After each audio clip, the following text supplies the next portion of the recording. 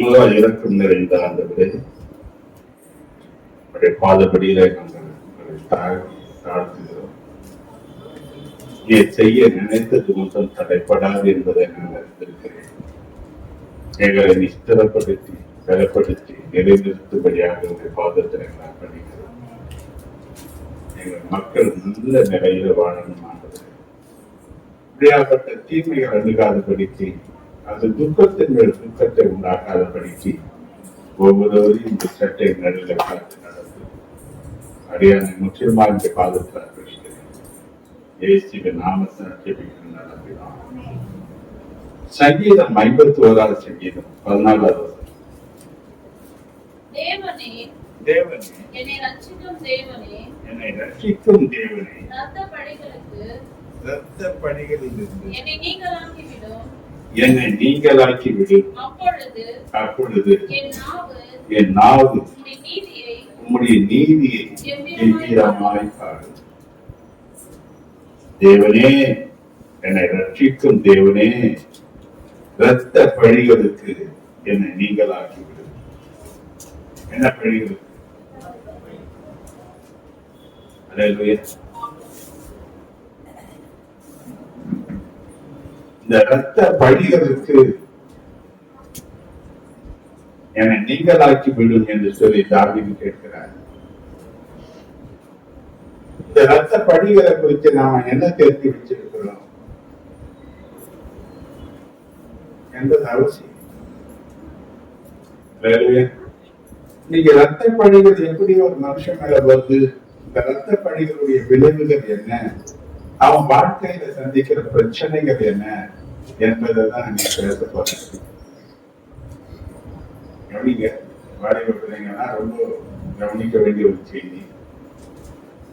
இந்த இரத்த பழிகளுடைய விளைவுகளை பார்த்தீங்கன்னா சங்கீதம் 9:12 நீங்க பாத்தீங்கன்னா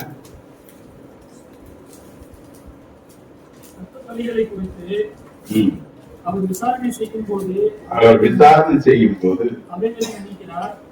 அவர்களை நினைக்கிற நியாய தீர்ப்புக்குள் நம்மளை கொண்டு போய் விட்டு ரத்த பழிகள் என்ன பண்ணா நியாய தீர்ப்பு ஒரு விசாரணைக்குள் நம்மளை கொண்டு போய் நிறுத்திவிடும்.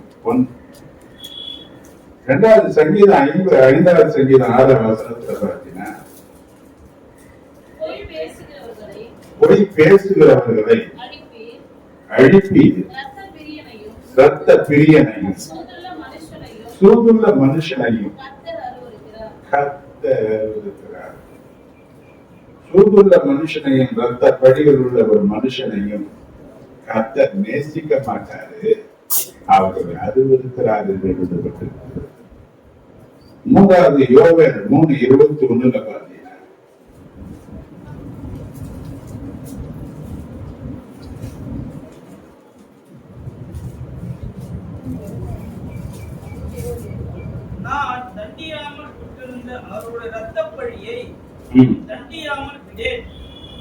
ரத்த பழிகள் உள்ள ஒரு மனுஷனுக்கு தண்டனைகள் நிச்சயம். யாருக்கு ரத்த பழிகள் சொல்றீங்கன்னு எது ரத்த பழி? எதுக்கு தண்டனை இருக்கு? எதுக்கு ஒரு விசாரணையை ஆதரவு வைக்கிறாரு? எந்த ரத்த பழிய கர்த்தர் அருவருக்கக்கூடிய காரணமாக பார்க்கிறார் என்று நான் பார்க்குமான ஒரு முக்கியமான ஒரு நேரத்தில் வரும். என் இருதயத்தை பாரப்படுத்தின எனக்குள்ள ஒரு வேதனை உண்டாக்கும் செய்தி. அநேக இன்னைக்கு வாலிப வயதுல அகால மரணங்களுக்கு போகிறாங்க. ஏன்? எல்லாம் நிறைஞ்ச பேருக்கு அப்புறம் நான் ஜெபிக்கிறேன்றாங்க, நான் ஆண்டவர்கிட்ட கேட்கிறேன்றாங்க. ஆனால் ஒரு நியாய விசாரணையில அவங்க தண்டிக்கப்படக்கூடிய நிலை வந்திருக்காங்க. இந்த ரத்த பணிகள், இந்த ரத்த பணிகள்னா என்ன, எப்படி அவங்களுக்கு அந்த பிரச்சனைகள் இந்த ரத்த பணிகளை மாட்டிக்கிறாங்க என்ற ஒரு காரியத்தை தான் நான் பேசுறேன். லேவியராகமம் 20வது அதிகாரம் 9வது வசனத்தை நீங்க வாசிங்க.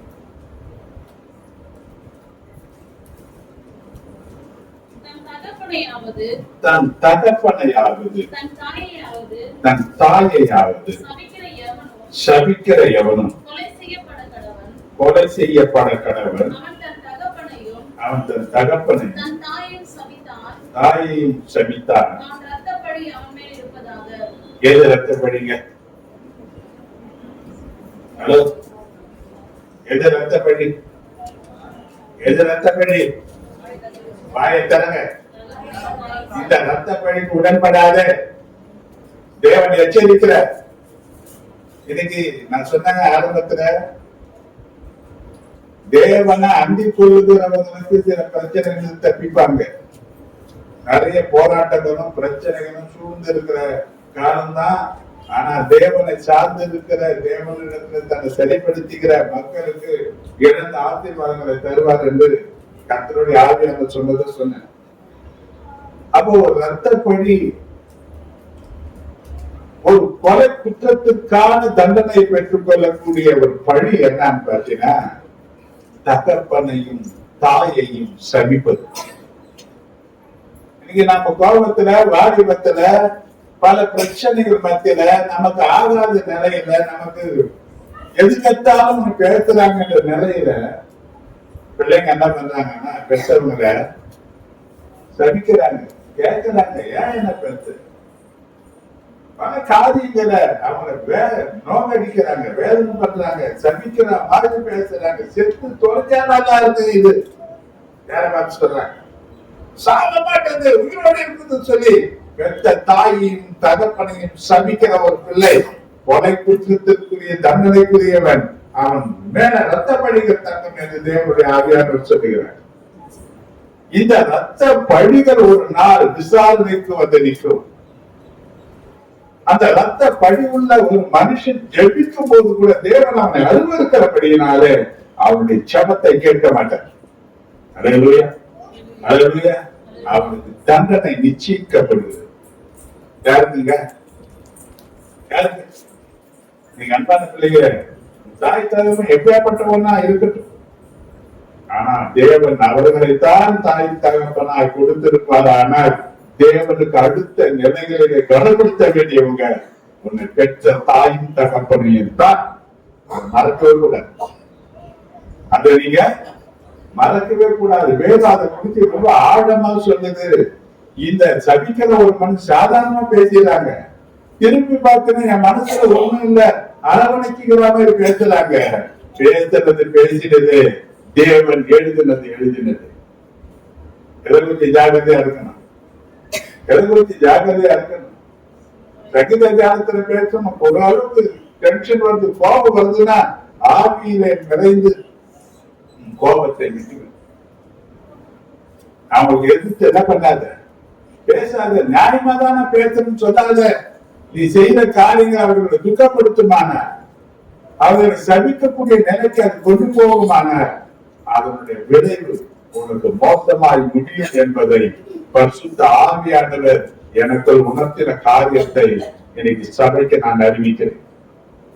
அல்லேலூயா, அல்லேலூயா, அல்லேலூயா.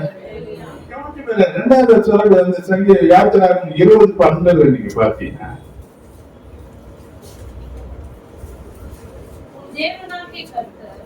தேவனாகிய கர்த்தர் உனக்கு கொடுக்கிற தேசத்திலே உன் நாட்கள் நீடித்திருப்பதற்கு உன் தகப்பனையும் உன் தாயையும் கனம் பண்ணுவாயாக. யார கனம் பண்ணணும்? அப்ப தகப்பனையும் தாயையும் கனவீனம் பண்ணுகிற பிள்ளைகள் நீடித்து வாழ மாட்டார்கள் என்பதுதான் தேவனுடைய தீர்ப்பு.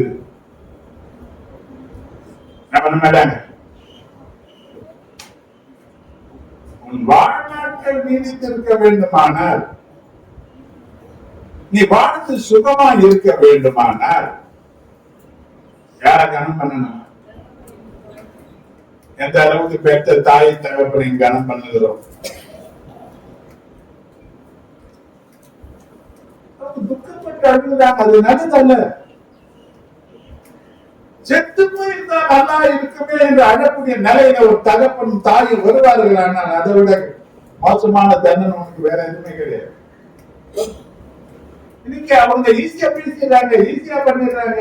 ஒரு காரியம் உயிரோடு இருக்கிற வரையிலும் ஒரு மனுஷனுடைய அன்பு புரியவே புரியாது. செத்த பிறகுதான் அழுது புறப்புறோம் அவனுடைய காரியங்களை குறித்து. ஆனா போனது தான். அது பிறகு என்ன பண்ண முடியாது, அந்த அன்பை அவங்க எடுத்து பெற முடியாது. ஏனென்றால் அவர்கள் மறைக்கப்பட்டு போகக்கூடிய நிலைக்கு வந்துடுறாங்க. அப்ப ஆண்டவர் சொல்றாரு, கனப்படுத்த வேண்டிய ஒரு பொறுப்பு எப்ப இருக்குன்னா நம்ம வாழக்கூடிய காலகட்டத்துலதான். ஏனென்றால் எதையும் நம்ம தெரிந்து கொள்ளலாம். ஒரு பள்ளிக்கூடத்தை, இந்த பள்ளிக்கூடம் வேணாம், இந்த காலேஜ் வேணாம், இந்த பொண்ணு வேணாம், இந்த மாப்பிள்ளை வேண்டாம், இந்த வேலை வேண்டாம், இந்த வீடு வேண்டாம், எது வேணா நம்ம சொல்லிடலாம். ஆனா இந்த தாயும் தகப்பனும் வேண்டாம் சொல்ல முடியாது. ஏனென்றால் அது தேவனாக நமக்கு கொடுக்கப்பட்டு இருக்கிறவைகள். அந்த தாயும் தகப்பும் துக்கப்பட்டு சகிப்பார்கள். ஆனால் நீ கனவீனம் பண்ணும் போது அவர்கள் வேதனைப்பட்டு கண்ணீர் விடுவார்கள். ஆனால் அது உனக்கு ரத்த பழிகளாக மாறும் என்பதை நீ மறக்கவே கூடாது. அவங்களும் மனுஷர்கள் தானே, துக்கப்படும் போது சொல்ற சகிக்கிறாங்க, செத்து தொலையிட்டாம அப்படி கோபத்துல பேசுறாங்க. ஆனால் வேதம் சொல்கிறது, சாபத்தை விரிச்சினால் அது உனக்கு வரும். விதைக்கப்படுகிற சாப விதைகள் அது காலங்கள் கடந்து கடந்து அந்தந்த நேரங்கள் வரும்போது அது செயல்பட ஆரம்பிக்கும் போது அது பிறகு அழுகிறோம், புறந்துறோம், போடணும், முடியாதோம், வாழணும்னு நினைக்கிறோம். அது நியாயத்திற்கு முடிவிட வரும்போது அதை நம்மளால ஒண்ணும் பண்ண முடியாது. அல்லேலூயா, அல்லேலூயா, அல்லேலூயா. ஆண்டவர் சொல்லும்போது சொன்ன ஒரு காரியங்கள் கவனிச்சு பாருங்க. எபேசியர் 6:3 நீங்க பார்த்தீங்கன்னா,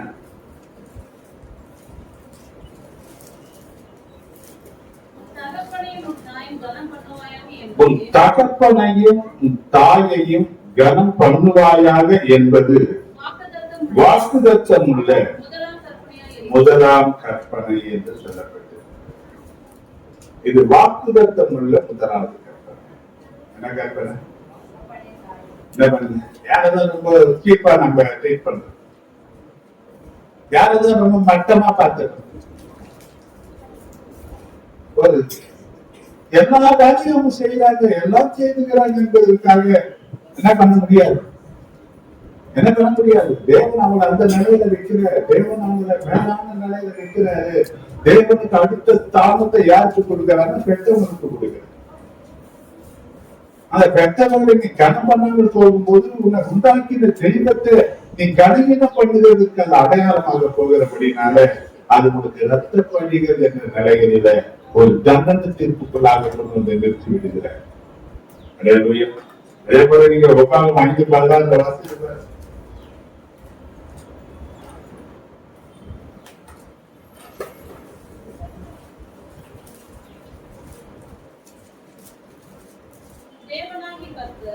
தேவனாகிய கர்த்தர் உனக்கு கொடுக்கிற தேசத்திலே உன் நாட்கள் நீடித்திருப்பதற்கு நீ நன்றாய் இருப்பதற்கு தேவனாகிய கர்த்தர் உனக்கு கட்டளையிட்டபடியே தேவன் கொடுத்த நீ செய்யலாம், செய்யாம போலாம், அது இல்ல, இது கட்டளை. நீ செய்த கட்டளையிட்டபடியே தகப்பனையும் தாயையும் கனம் பண்ண வேண்டும். இது கட்டளை. இது கட்டளை, கட்டாயம் நீ கீழ்ப்படிந்து செய்ய வேண்டிய ஒரு காரியம் என்பதை உன் மனசுல நீ ஆழமா பதிய வச்சுக்கணும். நீ நல்லா இருக்கணும்னு நினைக்கிறியா? தீர்க்காயத்தில் வாழ்ந்து சுகமா இருக்கணும்னு நினைக்கிறியா? நீ செய்ய வேண்டிய காரியத்துல தேவன் கொடுத்த கட்டளை என்பதை இதை நீ ஆழமா மனசுல வச்சுக்கணும். மத்திய எழுத சுவிசேஷத்துல சொல்றது 15வது அதிகாரம் 4வது வசனத்தை வாசிங்க.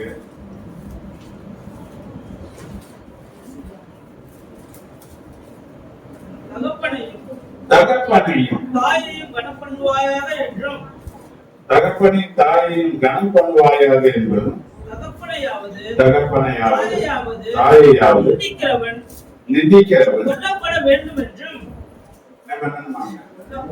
என்றும் தேவன் கற்பித்திருக்கிறாரே. யார் தெளிவுபடுத்திருக்கிறார்? இந்த நாடுகளை பாரு. ஏன்னா அது கடைசி காலத்தின் அடையாளங்களாக இருக்கிறதுனால 2 தீமோத்தேயு 3வது அதிகாரம் 2வது வசனத்தை நீங்க வாசித்து பாத்தீங்கன்னா,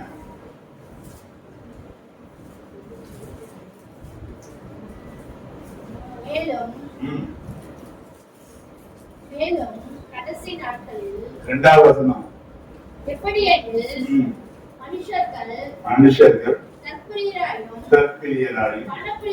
பணப்பிரியராயும் வீர்ப்புக்காரராயும் அகந்தை உள்ளவர்களாயும் தூஷிக்கிறவர்களாயும் தாய் தகப்பன்மாருக்கு கீழ்ப்படியாதவர்களுமாய் நன்றி அறியாதவர்களுமாய் பரிசுத்தம் இல்லாதவர்களுமாய்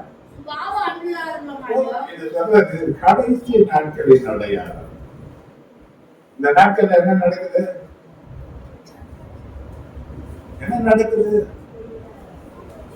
எழுதப்பட்ட வார்த்தைகள் கூட தவறாம அங்கே நிறைவேறிக் கொண்டிருக்கிற காலகட்டத்தை நம்ம பார்த்து கொண்டிருக்கிறோம். நம்ம வாழ்க்கையில் அந்த சம்பவிக்கிறதை பார்க்கிறோம். அல்லேலூயா, அல்லேலூயா. இன்னைக்கு இன்னும் ஒரு படி மேலவே இருக்கு. யாத்திராகமம் 21:15 சொல்லப்பட்டிருக்கு.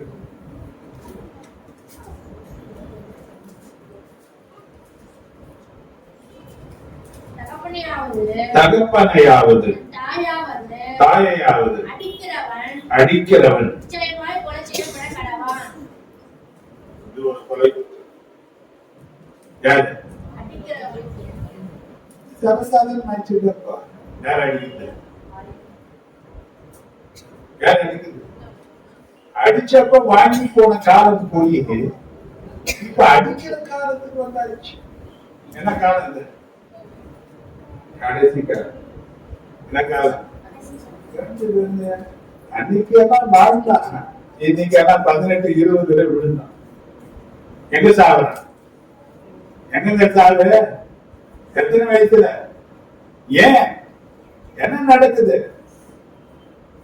அப்ப இன்னைக்கு இதெல்லாம் ஒரு கொலை குற்றத்திற்கான தண்டனைகளை உன் வாழ்க்கையில கொண்டு வரும் என்று தேவன் சொல்லும் போது இதை குறித்த ஒரு எச்சரிக்கை நமக்கு இருக்கணும். யாரை திருப்திப்படுத்தணும்? யாரை சந்தோஷப்படுத்தணும்? உன்னை பெற்றவங்களை நீ சந்தோஷப்படுத்திய உடமாற ஆசீர்வாதத்தை அவன் கையிலிருந்து பெற்றுக் கொள்வதற்கு உனக்கு நல்ல இருதயம் வேணும்.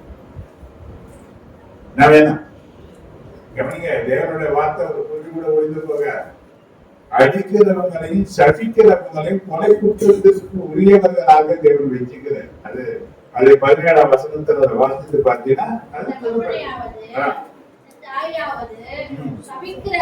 சபிக்கிறவன் நிச்சயமாய் அதனுடைய முடிவு என்ன? முடிவு எங்க வருது? இந்த வயசு, அந்த வயசு, ஏன் எங்க அந்த பேச்சுக்கிறோம் போறோம் வரும், விதைக்கிற ஒவ்வொன்றும் மறைக்கும். வார்த்தை விதைக்கம் தான். அது விதைச்சா கொஞ்ச நாள் மறைஞ்சு இருக்கும். அது சேர்த்த பிறகு அது முளைக்க ஆரம்பிக்கும். அது முளைச்சிட்டா பலனை அறுத்துதான். பலனை அறுக்கக்கூடிய நாட்களில அழுது பிரயோஜனம் இல்லை. ஆனா அதற்கு முன்னதாக நம்ம என்ன தேவன் சொன்ன, அதனாலதான் வேதத்தை வாசிக்க, வேதம் நமக்காக கொடுக்கப்பட்டது. ஜீவன அனுபவம், உனக்கு ஜீவனை கொடுக்கக்கூடிய காரியத்தை போதிக்கக்கூடிய நல்வழிகளை இதில் எழுதப்பட்டிருக்குன்னு சொன்னா எனக்கு ஞானம் கிடையாது. வேதத்தை வாசிக்கிறதுக்கெல்லாம் தெரியாததெல்லாம் தெரிந்து கொள்வதற்கு தேவன் எழுதப்பட்டிருக்கிற காரியங்கள் ரொம்ப அவசியம். இன்னைக்கு ஏன் அகால மரணங்கள், ஆக்சிடென்ட்கள் அதிகமா போகுது? என்ன காரணம் நினைக்கிறேன்? சொல்ல முடியாத அளவுக்கு வியாதியினால உண்டாகிற பயங்கள் ஒரு பக்கம், செலுத்தியான மரணங்கள் வந்ததற்கு காரணம் இன்னைக்கு பல காரியங்களை நம்ம பேசினாலும் வேறும் சொல்லுகிறது, உன் பெற்றோர்களுக்கு நீ செய்த அவமரியாதைகள் அதுக்கு அகங்குது. யாருக்கு இருக்கு? பேசுறோம், திட்டுறோம், அடிக்கிறோம், சேர்ந்துக்கிறோம், நாம சொல்லிக்கிறாங்க. தேவன் அதை எப்படியாக பார்ப்பதும் கிடையாது, அதை அவர் அப்படியே ஏற்றுக்கொள்வதும் கிடையாது என்பது தேவனுடைய பிள்ளையா இருக்கிற நமக்கு அது தெரிந்திருக்க வேண்டும். என்றுதான் பரிசுத்த ஆவியானவர் விரும்பி நீங்க இந்த செய்தியை உங்களோடு பேச வைத்துக் கொண்டிருக்கிறேன். அல்லேலூயா, அல்லேலூயா. என்ன பண்ணக்கூடாது? பெற்றோர்கள் என்ன பண்ணக்கூடாது? அவமரியாதை செய்யக்கூடாது, அவங்களை அவமானப்படுத்துற மாதிரி நடக்கக்கூடாது, அவங்களை வேதனைப்படுத்துற மாதிரி நடக்கக்கூடாது. அப்படி நடந்தவங்களுடைய சரித்திரத்தை வேதத்துல தேவன் எடுத்து வைத்திருக்கிறார்.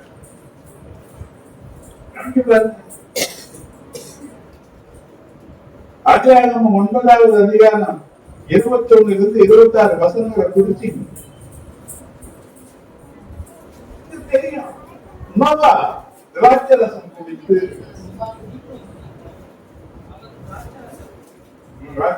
அவன் திராட்சரசத்தை குடித்து வெறிகொண்டு தன் கூடாரத்தில் வஸ்திரம் விலகி படுத்திருந்தான். அப்பொழுது கானானுக்கு தகப்பனாகிய கரம் தன் தகப்பனுடைய நிர்மாணத்தை கண்டு வெளியே இருந்து தன் சகோதரர் இருவருக்கும் அறிவித்தான். அப்பொழுது சேமும் யாப்பேத்தும் ஒரு வஸ்திரத்தை எடுத்து தங்கள் இருவருடைய தோள் மேலும் போட்டுக்கொண்டு பின்னிட்டு வந்து தங்கள் தகப்பனுடைய நிர்மாணத்தை மூடினார்கள். அவர்கள் எதிர்முகமாய் போகாதபடியினால் தங்கள் தகப்பனுடைய நிர்மாணத்தை காணவில்லை. நோவா திராட்சரசத்தில் வெறி தெளித்து வீழ்ந்த போது தன் இளைய குமாரன் தனக்கு செய்ததை அறிந்து கானான் சபிக்கப்பட்டவன். நிர்வாணத்தை கண்டு மற்றவனுக்கு சொன்னவன் சபிக்கப்பட்டவனாக மாறி போனான். நிர்வாணத்தை கேட்டு நிர்வாணத்தை காணாமல் நிர்வாணத்தை மூடினவன் தேவனாலே ஆசீர்வாதத்தை பெற்றுக் கொண்டவனாக மாறினான்.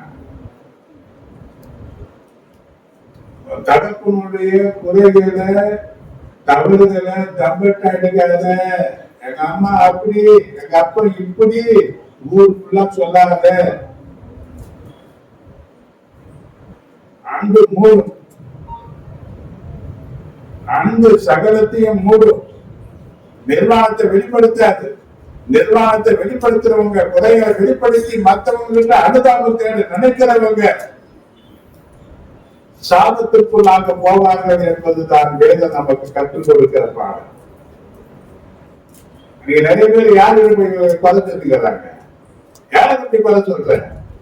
உன்னை பெற்றவங்களை குறிச்சா, உன்னை தூக்கி மார்க்க அரவணைச்சவங்களை குறிச்சா, உனக்காக எல்லாத்தையும் தியாகம் பண்ண அந்த தியாகத்தின் உருவாக இருக்கிறவங்களை குறிச்சா, இன்னைக்கு ஒரு மேல நிலையில நீ வந்ததற்கு காரணம் ஆக தன்னை காலத்தினபடினாலதான் நீ மேல வந்த. ஒரு மேலான உயர்வு, ஒரு படிப்பு, ஒரு வேலை, ஒரு உத்தியோகம் எல்லாம் வந்ததற்கு அவர்கள் தன்னை உனக்கு கீழாக தாழ்த்தி கொண்டதுனால அதிலிருந்து மேல வந்த உயர்வு தான் உன்னுடைய உயர்வு. அப்படி மேலான உயர்வுக்கு வந்த அவர்களை இன்னும் மட்டும் தாழ்த்துகிற அளவுக்கு தாழ்த்தி விடுவாயானால் அது உனக்கு சாபத்தை கொண்டு வரும் என்பதை மறக்க. என்ன பண்ணுவார்? என்ன பண்ணுவார்? துக்க வீட்டில் ஒரு மனுஷனுடைய முடிவு காணப்படும். ஒரு மனுஷன் எப்படி வாழ்ந்தான் போனா என்பது அதுக்கு நமக்கு ஒரு பாடம். ஏன் துக்க வீட்டுக்கு போக சொன்னார்? இப்ப நமக்கு ஒரு நாள் வரப்போகுது. ஆனா நம்முடைய நிலைகள் என்ன என்பதை நாம் அறிந்திருப்போமானால் நிறைய பிரச்சனை, போராட்டம் பிரச்சனை சொல்லியா இருக்கும். எப்பதான் இதுக்கு முடியும்? எப்பதான் தீர்வு கிடைக்க போகுது? நம்ம என்ன செய்யணும்? ஒருத்தன் சொன்னா ஒருத்தர் காணித்தான், ஒருத்தர் மூடணும். நிர்வாணத்தை மூடினவன் ஆசீர்வதிக்கப்பட்டான். நிர்வாணத்தை கண்டு சொன்னவன் சபிக்க வேண்டாம். யாருடைய குறைகளை யாருக்கு சொல்லாத, யாருக்கு சொல்லாது. வேதனைப்படுத்தணும். உள்ளுக்குள் நல்ல சந்தோஷமா பரிவா பேசுகிற மாதிரி பேசி சந்தோஷப்படக்கூடிய சத்து இருக்கிற சமுதாயம் யாருமே சரி இருக்காது. கவனிச்சுக்க. அவன் குறைய நிறைய பேசி இல்லைன்னா இருக்காது நாம் சொல்லி. ஆனா அடுத்தவங்கிட்ட போயிட்டு என்ன பண்ணாத, உன் பெற்றோர்களை அவமரியாதை பண்ணுவதற்கு நீ காரணமா இருக்காது. அப்படி நீ காரணமா இருப்பாயானால் நீ சாபத்தை சுதந்திரித்துக் கொள்வாய் என்பதுதான் பரிசுத்த ஆவியானுடைய சட்டம். எதை சுதந்திரிக்க? தேவன் சொன்னதுதான். இதுல நாம் எச்சரிக்கை உள்ளவர்களாக நாம் காணப்படணும். இன்னொரு காரியத்தை நாம் பார்க்கிறோம். ஆதியாகமம் 27வது அதிகாரம் 15ஆம் வசனத்திலிருந்து வாசித்தீங்கன்னா,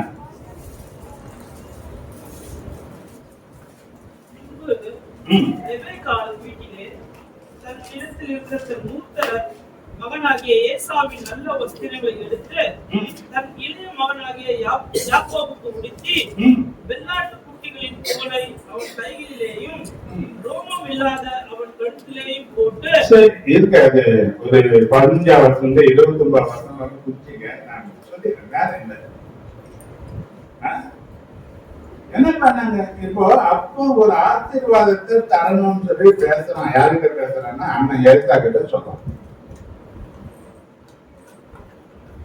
அவன் என்ன சொல்றான், என்னுடைய மரண காலம் என்னதுன்னு எனக்கு தெரியல, நான் மறித்து போயிடுவேன்ற ஒரு நிலை எனக்கு இருக்கு, நான் மறிக்கிறதுக்கு முன்னதாக உன்னை நான் ஆசீர்வதிக்கணும், நீ வனத்திற்கு போய் வேட்டையாடி நான் சாப்பிடும்படியான ருசியான பதார்த்தங்களாக செய்து அதை என்னிடத்துல கொண்டு வா, நான் சாப்பிட்டு உன்னை ஆசீர்வதிக்க வேண்டும் என்று சொல்றேன்.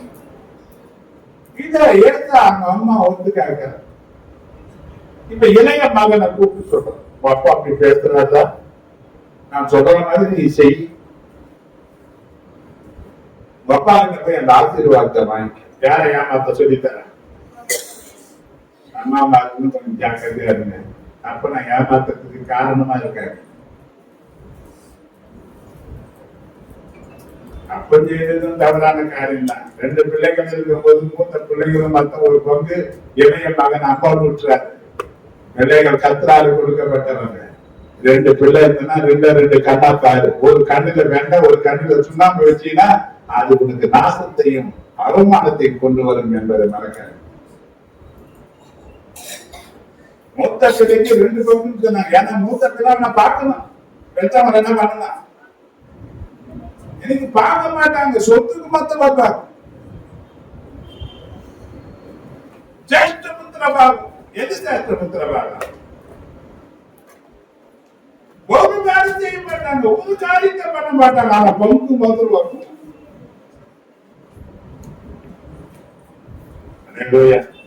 அதனுடைய விளைவு என்ன தெரியுமா? யாரை ஏமாத்தினா? யாரை ஏமாத்தினா? அம்மா பேசி அம்மா இவனை கூட்டணி பண்ண அப்பட ஏமாத்தின. நீ 37வது அதிகாரம் நீ 32 இருந்து 34 வசனத்தை நீ வாசித்து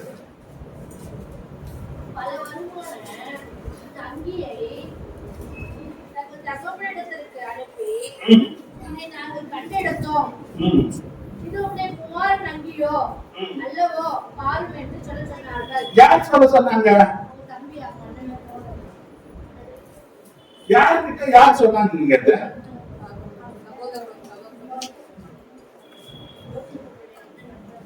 இப்ப யோசிப்புடைய அண்ணன் பாருங்க, இப்ப அப்பனுக்கு செய்தி அனுப்புறாங்க.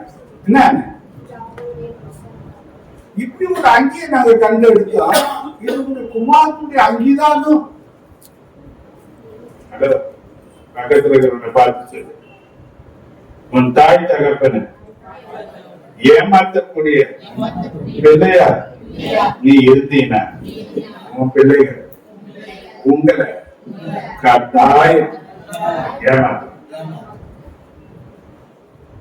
ஏமாத்தாத, ஏமாந்து போகாது. ஏமாத்தினா பொருளை மாத்தனா ஏமாத்தினான், மாமா ஒரு பக்கம் ஏமாத்தினான். யார் ஏமாத்தினா?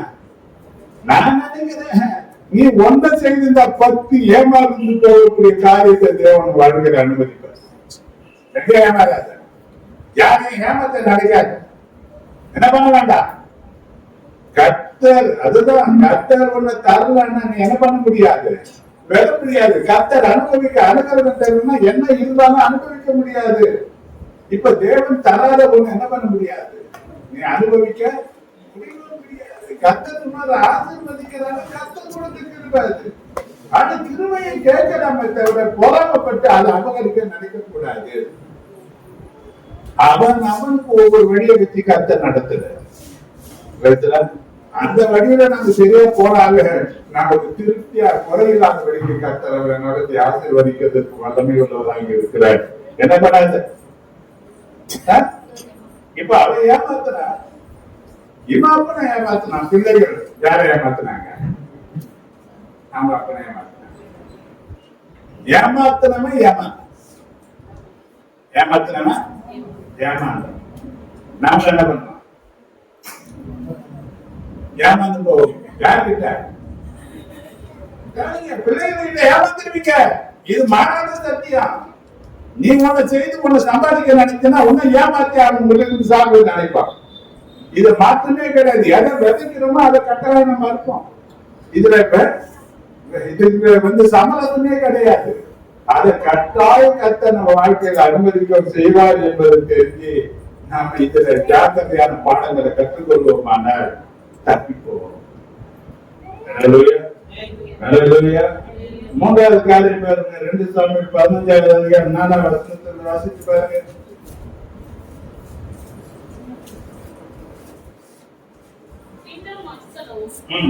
வடக்கு வியாசம் உள்ளவர்கள் எல்லாரும் என்னிடத்தில் வந்து நான் அவர்களுக்கு நியாயம் செய்யும்படிக்கு என்னை தேசத்திலே நியாயாதிபதியாக வைத்தால் நலமாயிருக்கும்.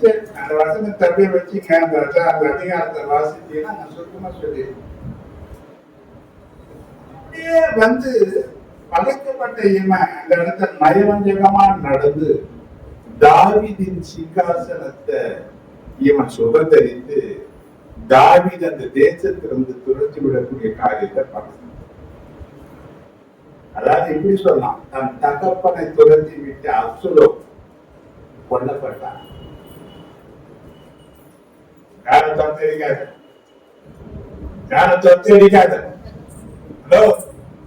உன் பெற்றவனுக்கு என்ன பண்ண முன்னால முடிஞ்சது என்ன பண்ணு, அவர் என்ன பண்ணாரு, துரத்தி அடிக்காத.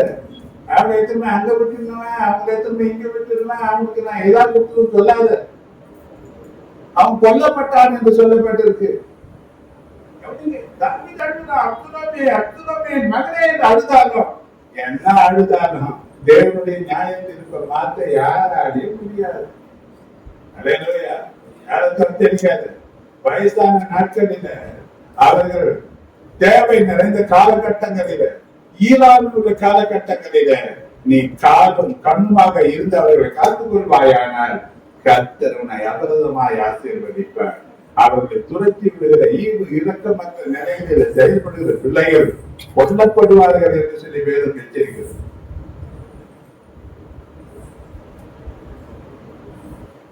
இன்னைக்கு செய்தி என்ன பாதப்பட்டது நான் சொல்றேன். வசந்தகுமார் மரணம் என்ன பாதிச்சது கேட்ட அவ்வளவு பேசணும்னு ஆண்டவரே, இந்த வார்த்தைகள் அவ்வளவு பேசுறேன்னு மடத்திறந்த வெள்ளம் போல நீங்க பேச வச்சீங்களே. இந்தியாவின் ஒரு நிலை வந்தது என்பதற்கு தான் அந்த செய்தியை தேவன் பேசும்படியாக வச்சார். அது போல வேதனைகள் யாருக்கு என்ன பண்ணக்கூடாது. ஒரு தாய் என்னதான் சேமிச்சாலும் இழந்த பிறகு அழுது மாறி குழம்பி பிரயோஜனமே கிடையாது. இதையே செய்யும். ஒரு வேதனைப்படுத்தும் போது துக்கப்படுத்தும் போது அவங்க மனம் வந்து கொடுக்கிற சாபங்கள் எப்படி என்ன ஆக போகுது, கட்டாயம் ஆகும்.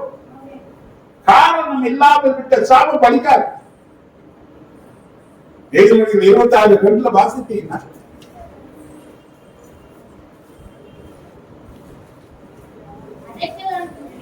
அடைக்கலான் குருவி அடைந்து போவது போலவும்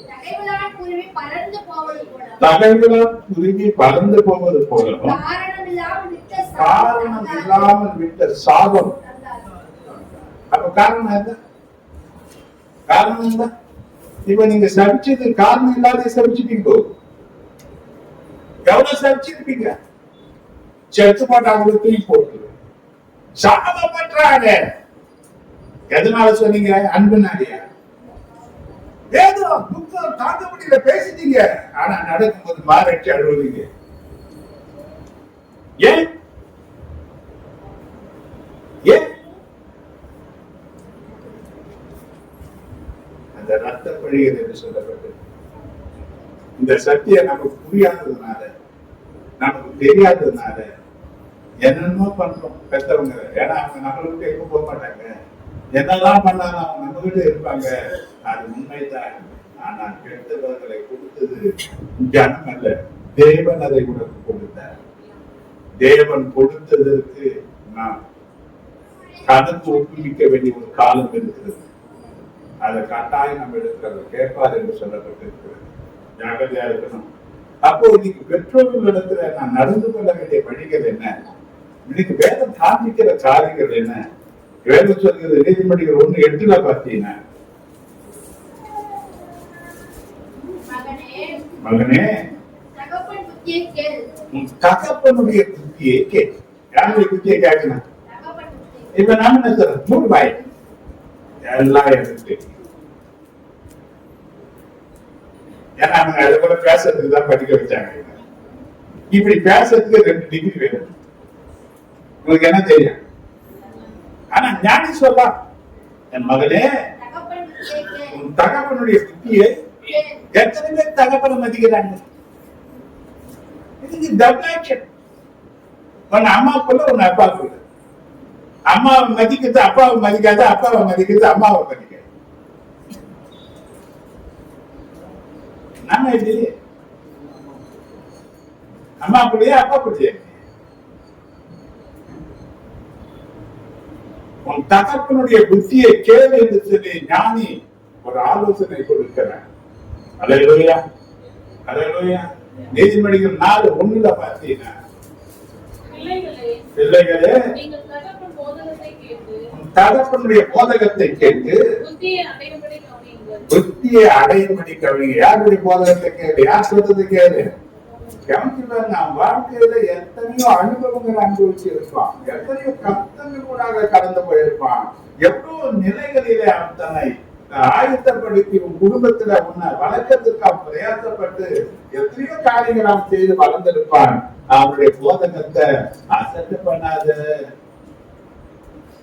உனக்கு ஒண்ணும் தெரியாதுன்னு சொல்லிட்டு அவனை அசட்ட பண்ணிடாது.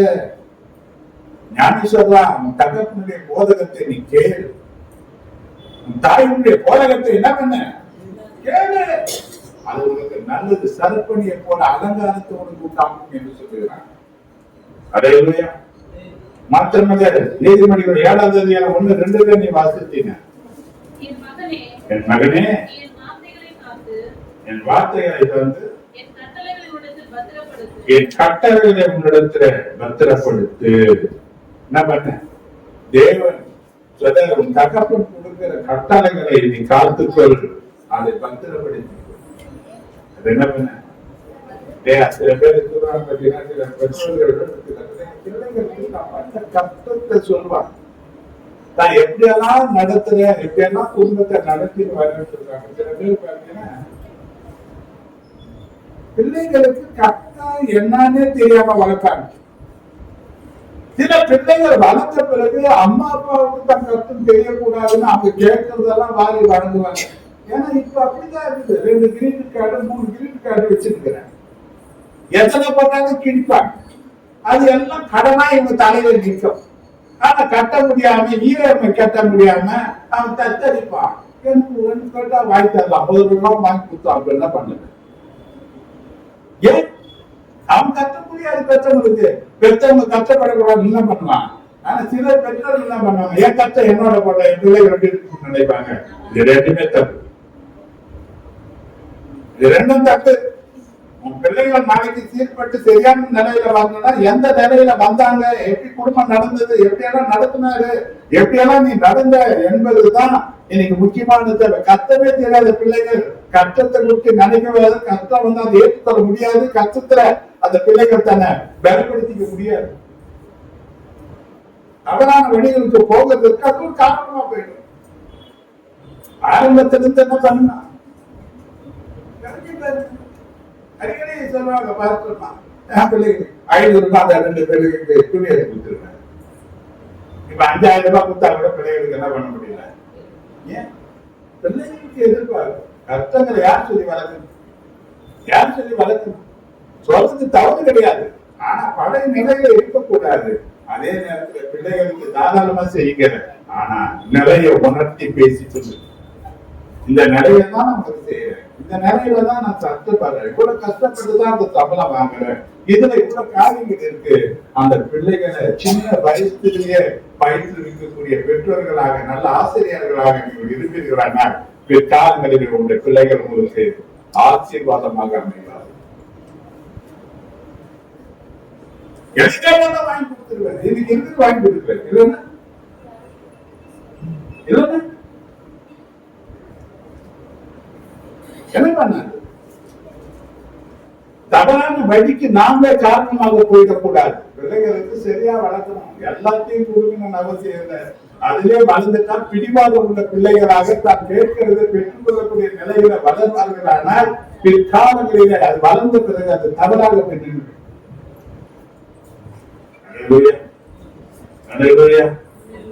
நீதிமொழிகள் 10வது அதிகாரம் 15வது வசனம் 1வது வசனம் வாசி. சாலமோனின் நீதிமொழிகள். ஞானமுள்ள மகன் தகப்பனை சந்தோஷப்படுத்துகிறான். எத்தனை பேருக்கு தகப்பனை பெற்ற தாயை சந்தோஷப்படுத்துறீங்க? ஒரு வார்த்தை வரல. சந்தோஷப்படுத்துற மகன் பிள்ளைகளா, சங்கடப்படுத்துற பிள்ளைகளா? நீதிமொழிகள் 15:20.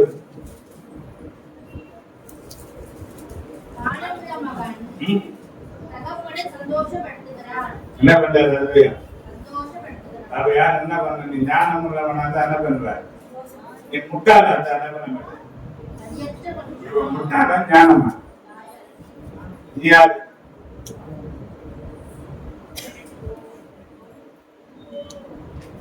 கொடுத்த வாங்கி வச்சுக்குவார், சந்தோஷப்படு.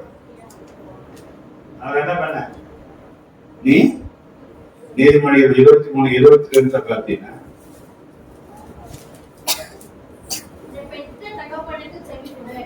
உன்னை பெற்ற தகப்பனுக்கு செவி கொடு. தாய் வயது சென்றவளாகும் போது அவளை அசட்டை பண்ணாதே. எப்போ? ஹலோ, சரி. கலாச்சியர் 4:2 பார்த்தீங்கன்னா,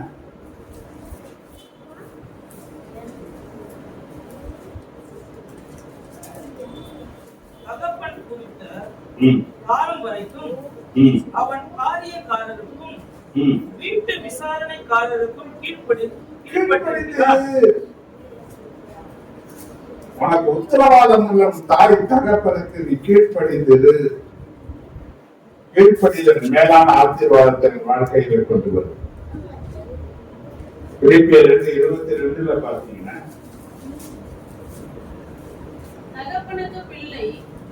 தகப்பனுக்கு பிள்ளை யாருக்கு ஊழியம் செய்யும்? எத்தனை பேர் பெற்றவங்க ஊழியம் செய்வீங்க? ஹலோ, நீங்க என்ன பண்ணணும்? யாருக்கு செய்யணும்? யாருக்கு செய்யணும்? இது எத்தனை பேர் ஆசீர்வாதம் என்று நினைக்கிறீங்க? எத்தனை பேர் அது பாரம் நினைக்கிறீங்க? தகப்பனுக்கு பிள்ளை ஊழியம் செய்வது போல பிள்ளைகள் என்ன பண்ணணும்? தகப்பனுக்கு தாய்க்கு என்ன பண்ணணும்? அவங்க ஊழியம் செய்யணும், அவங்க தேவைகளை சந்திக்கணும், அவங்க சந்தோஷப்படுத்தணும், அவங்களுடைய ஆசீர்வாதங்களை சுதந்திரத்துக்கு ஞானமுள்ள பிள்ளைகளாக இருக்க வேண்டும். அப்படி நீங்க அவங்க கனப்படுத்தும் போதுதான் 6:2-3 சொல்லப்பட்டவர்களுக்கு நீடிய ஆயுள், தீர்க்க ஆயுசு. யாருக்கு? அந்த அற்ப ஆயுசுக்கு வழி கிடையாது. நீடித்த நாட்கள் வாழ்க்கையை உனக்கு தருவேன்னு சொல்லி தேவனுடைய வாக்குதான். உனக்கு நன்மை உண்டாயிருப்பதற்கும் பூமியிலே உன் வாழ்நாள் நீடித்து இருப்பதற்கும் உன் தகப்பனை தாயை கனப்பண்வாயாக என்று சொல்லப்பட்டது. அதே போல நீதிமொழிகள் 29:3 நீங்க பார்த்தீங்கன்னா,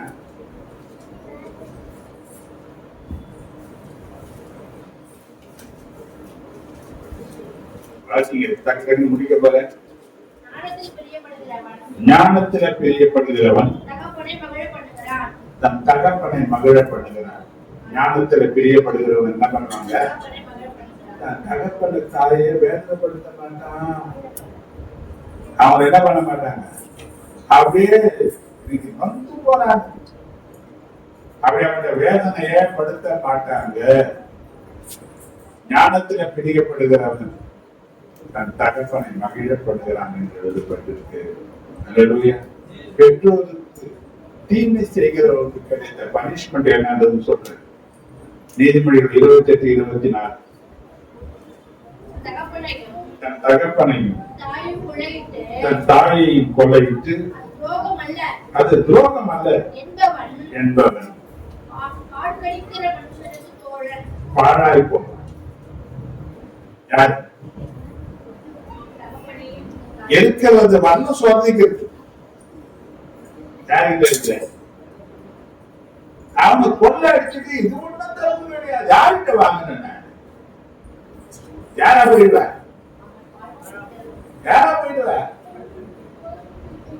வாழ்க்கையான மனுஷனுக்கு பாடாய் போவி நாசமா போக நம்ம வழியில பாத்தீங்கன்னா நம்ம பாஷையில எப்படி போயிடுவேன்.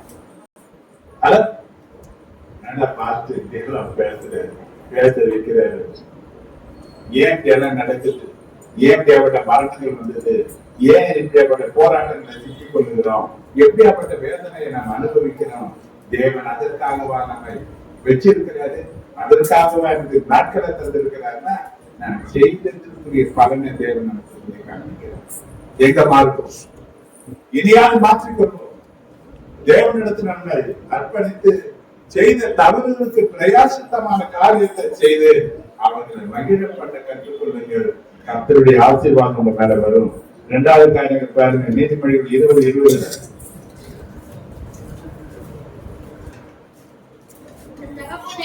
தன் தகப்பனையும் தாயையும் தூஷிக்கிறவனுடைய தீபம் காதில் அணைந்து போகும். காது ஏற்கனவே காது அணைந்து போச்சுன்னா இருட்டா போயிடுவான். யாருடைய வாழ்க்கை இருளா போயிடும். தன் தகப்பனையும் தாயையும் தூஷிக்கிறவனுடைய வாழ்க்கை இருளா போயிடும். யாருடைய வாழ்க்கை இருளா போயிடுங்க. வெளிச்சமே இருக்காது, ஒரு மகிழ்ச்சியே இருக்காது. அவங்க வாழ்க்கை பதற்றத்திலையும் பயத்திலையும் தான் கழிந்து போகுமே தவிர மகிழ்ச்சி நிறைந்ததாக காணப்படாது. பாழாய் போகும் சொல்லப்பட்டு இருளாய் போகும் சொல்லப்பட்டிருக்கு. யாத்திராவின் 21:17 சபிக்கிறவன் கொலையாய் போவான் சொல்லப்பட்டிருக்கு. நீதிமொழிகள் 30:17 தன் தகப்பனை பரியாசம் பண்ணி தாயின் கட்டளை அர்த்தத்தை பண்ணுகிற அவன் குருடனா போவான். யார அசத்தை பண்றவன், யார பரியாசம் பண்றவன், யாரு கை பண்றாங்க, கேலி பொருளாங்க, பரியாச பொருளாங்க. நதியின் காவங்கள் கண்ட நிறுத்தினான். எப்படி போயிடுவார்? இப்படியாப்பட்ட பனிஷ்மெண்ட்டுகளை தேவன் எழுதி வைத்திருக்கிறார். இப்படியாப்பட்ட தீமையில அகப்பட்டுக் கொள்ளாதபடிக்கு இன்னைக்கு ஒரு தீர்மானத்தை எழுது. அறிந்தோ அறியாமையோ செய்த தப்புகளுக்கெல்லாம் தேவ சமூகத்தில் அவங்களை இறங்கி தாழ்த்தி மன்னிப்பு கேட்டு இருக்கிற காலகட்டங்களிலாவது அவர்கள் என்ன பண்ணுங்க, அவங்களை சந்தோஷப்படுத்த நினைங்க, அவங்களுக்கு கீழ்ப்படிங்க, அவங்க சொல்றதை காது கொடுத்து கேளுங்க, அவங்களுக்கு பிரியமா நடந்து கொள்வதை பாருங்க. யாரையெல்லாம் தேவன் தகப்பன் என்ற ஸ்தானத்துல வைக்கிறான்னு சொல்லிட்டு நான் முடிக்கிறேன். எபிரேயர் 12:9 சொல்லப்பட்டிருக்கு.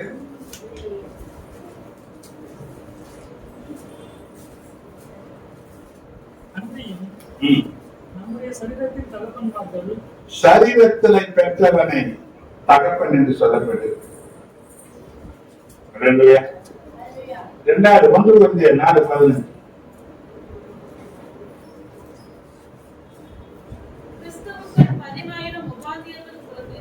கிறிஸ்துவுக்குள் 16,000 உபாத்தியர்கள் உங்களுக்கு இருந்தாலும் தகப்பன்மார் உங்களுக்கு அநேகர் இல்லையே.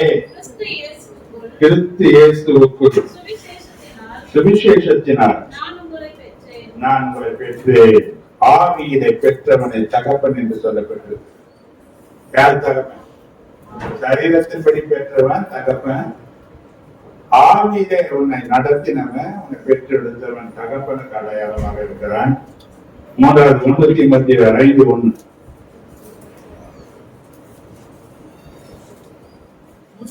உள்ளவனை கடிந்து கொள்ளாமல் முதிர் வயது உள்ளவனை கடிந்து கொள்ளாமல் அவனை தகப்பனை போலவும் முதிர் வயது உள்ளவர்களை வேறும் தகப்பனுக்கு அடையாளமாக காண்பிக்கிறது.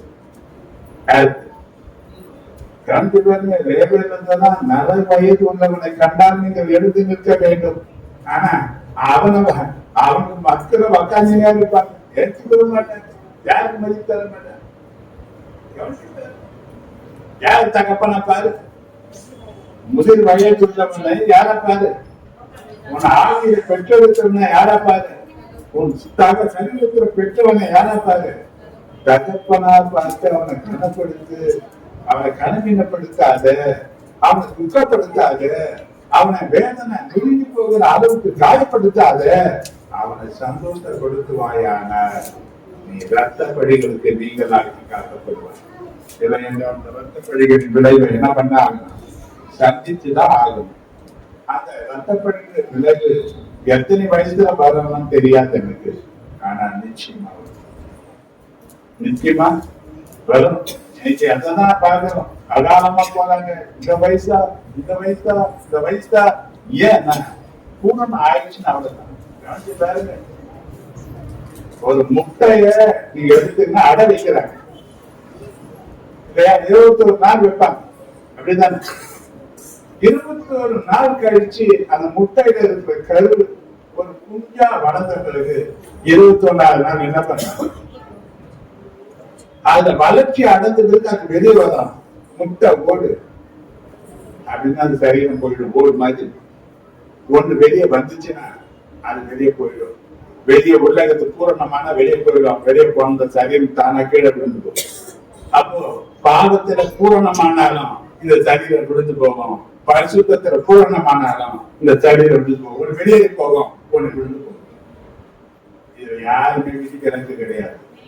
யாருமே நல்லவனா இருந்தாலும் சரி, கெட்டவனா இருந்தாலும் சரி, அது எஜமானனா இருந்தாலும் சரி, அடிமையா இருந்தாலும் சரி, அது ஏழையா இருந்தாலும் சரி, பணக்காரனா இருந்தாலும் சரி, இன்னைக்கு யாருமே இதுக்கு தப்பி போக முடியாது. ஆனால் ஆண்டவர் சொல்றது, இப்படியாப்பட்ட ஒரு தீமைகள் ஒண்ணு இருக்கு, இப்படியாப்பட்ட ரத்த பழிகள் இருக்கு, இதற்கு இப்படியாப்பட்ட நியாய தீர்ப்புகள் இருக்கு, இப்படியாப்பட்ட தண்டனைகள் இருக்கு. அவர்கள் தேவன் அருவருக்கக்கூடியவர்களாக காணப்படுகிறதுனால இப்படியாப்பட்ட தீமைகளுக்கு நம்ம விலைக்கு நம்மளை காத்துக்கொள்வோம். நாம தேவனுடைய வார்த்தைக்கு கீழ்ப்படிந்து நடப்போம்.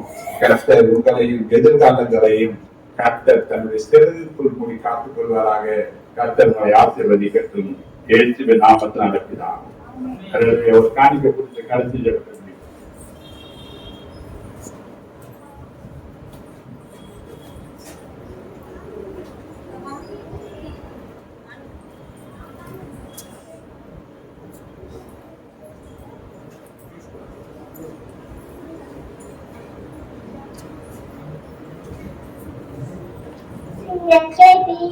நான் விழுந்தேன், அவரம் நடந்திருந்தார், சுத்தரிக்கும் மகிழ்ச்சியில் நடந்தேன், பனிக்குளிராய் என்னை அழைத்தார், சிங்கக்கேபியோ சுரை நெருப்போ அவர் என்னை காத்திடுவார்,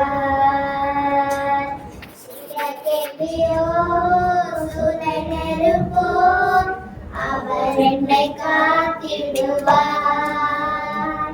அவரே என்னை காப்பவர், அவரே என்னை காப்பவர், அவரே என்னை காப்பவர், அவரே என்னை காப்பவர்.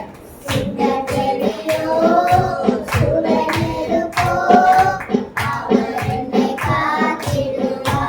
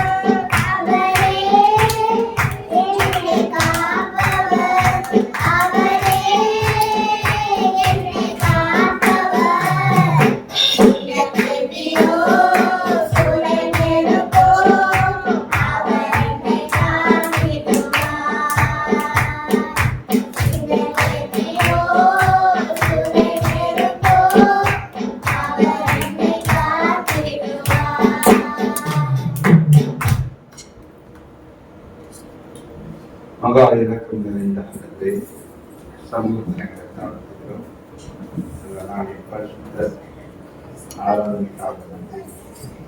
இந்த வார்த்தைகளுக்காக வார்த்தைகள் இருதயத்தின் ஆழத்தில் எங்களை காத்துக்கொள்கின்றன. வார்த்தையினாலே உண்டாகிற நன்மை பெருமையை நமக்கு கொடுத்திருக்கிற இந்த காணிக்கைகள் ஆசீர்வதி. நமக்கு கொடுப்பதற்கு நாங்கள் எம்மாசமாக எல்லாம் காலத்தில் வாழ்க்கை இதை எங்களுக்கு ஆசீர்வதி. பிள்ளைகள் ஒவ்வொருவரையும் ஆசீர்வதி. விசேஷித்த வண்ணமாய் அதே வசந்தகுமார இடத்த அந்த குடும்பத்திற்கு வேண்டிய ஆறுதலை தாரும். அந்த பிள்ளைகளுக்கு வேண்டிய கிருபைகளை தாரும். அல்லது தாய்க்கு வேண்டிய மாறாத அன்பை கருத்தை நீர் வெளிப்படுத்தி ஒவ்வொருவர்களையும் நீர் தாங்கி நடத்தி வழிநடத்தி ஆசிரியர்களுக்கு சபையாக நாங்கள் ஜெபிக்கிறோம். தொடர்ந்து ஒவ்வொருவரையும் இந்த காலத்தில் எல்லாவற்றையும் நீரை மேம்படும் பேசி செலுத்துவேன். இணையற்ற நாமத்தால் ஜெபிக்கிறோம். ஜீவனுள்ள நடத்தினார் என் ஆத்மாவுடைய கருத்தை என் முழுவதுமே பரிசுத்த நாமத்தை என் ஆத்மாவுடைய கருத்தை கர்த்தர் செய்த சகல உபகாரங்களையும் நம்முடைய கர்த்தராகிய இயேசு கிறிஸ்துவினுடைய கிருபை, பிதாவாகிய தேவனுடைய அன்பு, பரிசுத்த ஆவியானுடைய ஐக்கியமும் ஆசீர்வாதமும் பாதுகாப்பும் பராமரிப்பும் வழிநடத்துதல் நம் அனைவரோடும் ஒவ்வொரு பரிசுத்தவான்களோடும் நன்றைக்கும் நீடித்திருப்பதான். வாழ்த்திக்கிறோம்.